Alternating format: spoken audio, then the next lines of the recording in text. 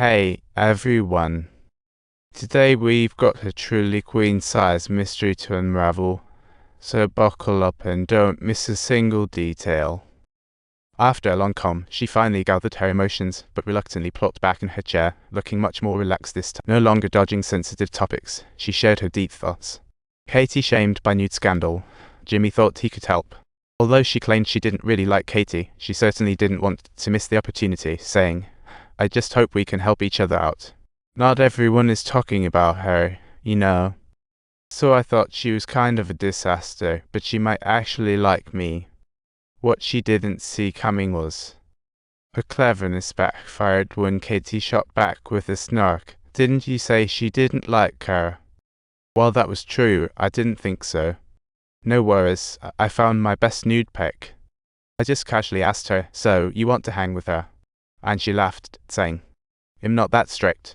That line nearly crushed Jimmy's pride, but wait, it got crazier.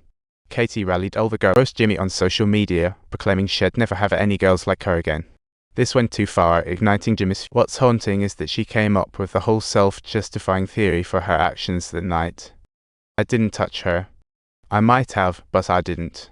I just grazed by her, she was scared, but I didn't do anything. I wanted to touch her, but I didn't.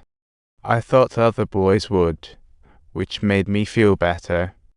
She twisted her so-called restraint into a virtue. All the while, she felt no guilt for Katie. As the assessment wrapped up, Bryn told Jimmy, "This is our last meeting." That news hit like a ton of bricks. It utterly shattered Jimmy's mental defenses. Her tough facade collapsed, and she panicked, childlike, asking Bryn.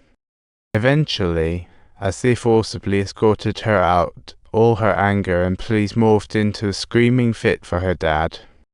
That shout hit hard, exposing her twisted obsession with love. The evaluation room finally quieted, leaving just Bryn alone. Tears streamed down her chin. This kid, crushed by the oppressive culture of wealth, faced relentless bullying. Misguided by the extreme ideologies online, she twisted her own values and became a bully. But oddly enough, her case dragged on for over a year with no resolution from the court. Dad Miller went from anxious to somewhat numb.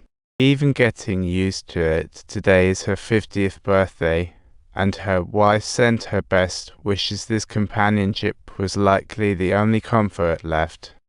This was the only consolation in those dreary days. Seeing her son's card, she flinched and passed it unopened to her wife, smile gone. Then she mechanically picked up other cards when suddenly her daughter rushed in, demanding her dad check out her car. When she saw that someone had spray-painted a shocking insult on her car, she almost lost it. Her daughter exploded with fury, but she quickly shushed her up. She feared others would mock her family's discipline, rushing to ask neighbors who did it. But who cares about such trivia? She urged her wife to call the police, knowing chances were slim. Back in the kitchen, the tense arguing erupted, with wife Amanda at her breaking point, desperately suggesting they should thinking a place where nobody knew them might lead to an easier life. It completely enraged Miller.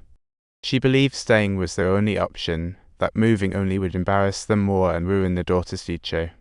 She roared her conviction, "If we don't fight back, they'll keep bullying us." But her powerless argument was overheard by her daughter standing at the door. "Hey, what are you doing?" "Listen. Don't worry, I'll scrub the car clean." She was bent over, frantically erasing the insult. But the graffiti didn't budge with soap, making her increasingly agitated. Just then, two little boys passed by, yelling insults at Miller. "Oh great, ignore it." Miller ran after them, asking if they were the culprits. The boys sped off on their bikes, and he had to swallow his anger as he returned home. Feeling defeated, Miller tossed the useless cleaner, knowing he needed a special solvent for the paint. "I need to get some strong cleaner. Can I go scrub this paint away?" He insisted on taking his daughter, wife worried about breakfast. Daughter refused, but Miller almost pleaded. "Please come with me. I just want to escape this dreadful place with my family on my birthday." On the way, no one was joking about Jimmy's name, as they all seemed to forget the earlier tension. They arrived at the biggest hardware store in town, where Miller got straight to the point, asking for a heavy-duty paint remover. Then, a young clerk suddenly recognized Miller and whispered, "Your photos are all over the internet. I've seen your photos on Facebook." Miller didn't want to engage, just wanted to leave, hastily buying a can of blue paint. He felt 1,000 eyes boring into him in the store. His temporarily improved mood plummeted back down. His daughter babbled, but he ignored it, and as they prepared to leave, Miller suddenly snapped. "What are you on about?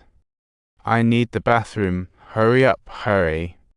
The pent-up anger finally exploded as he lunged at the boy, grabbing him by the collar. "Is that your car? Are you serious? How ridiculous. Stop laughing or I'll wipe that smug face right off you."